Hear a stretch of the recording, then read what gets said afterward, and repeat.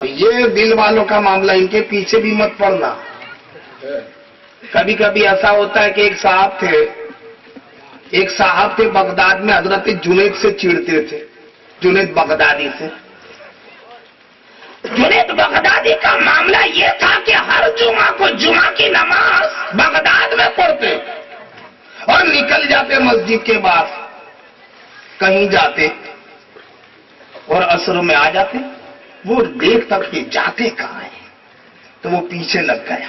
معلوم یہ ہوا کہ بزرگوں کے پیچھے لگنے والی عادت آج کی نہیں ہے،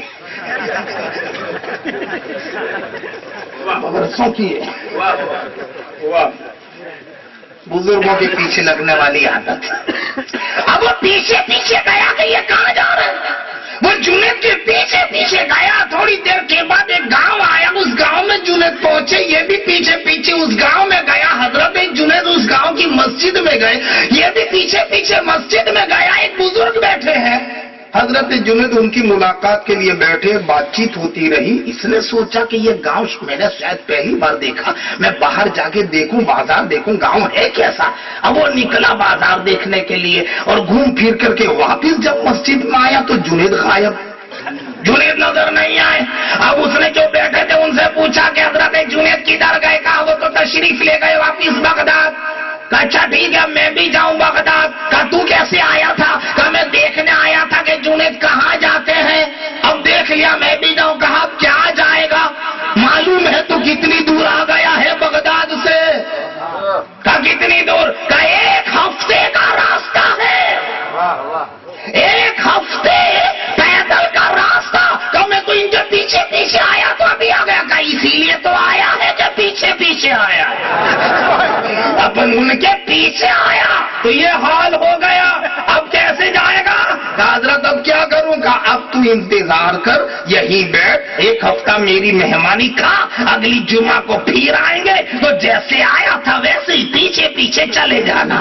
اللہم صلی علی سیدنا مولانا محمد مادر الجود والکرم وبارک وسلم۔ تو معلوم یہ ہوا کہ بری نظر سے چلنے والا، برے ارادے سے کسی بزرگ کے چلنے والا اگر قسمت میں ہو تو اسے بھی ایمان نصیب ہو جاتا ہے، اسے بھی فیضان اولیاء نصیب ہو جاتا ہے۔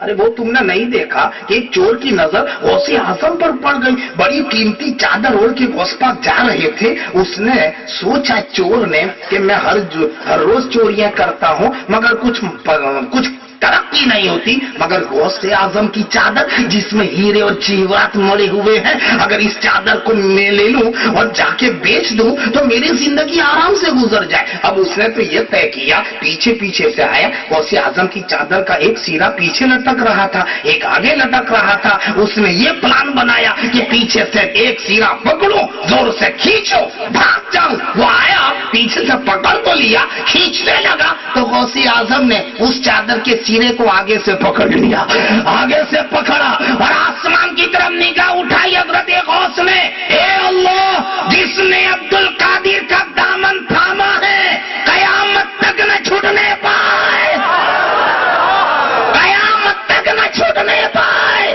آیا تھا چادر لینے، ولایت لے کر گیا، آیا تھا چور بن کر ولی بن کے گیا۔ اسی لیے کہتا ہوں کہ اچھی نہیں تو بری نیت سے دامن پکڑ لو، اچھی نہیں تو بری نیت سے دامن تھام لو۔ یہاں یہ بھی تو ارادہ کام آ جاتا ہے کہ دامن پکڑو پار ہو جاؤ گے۔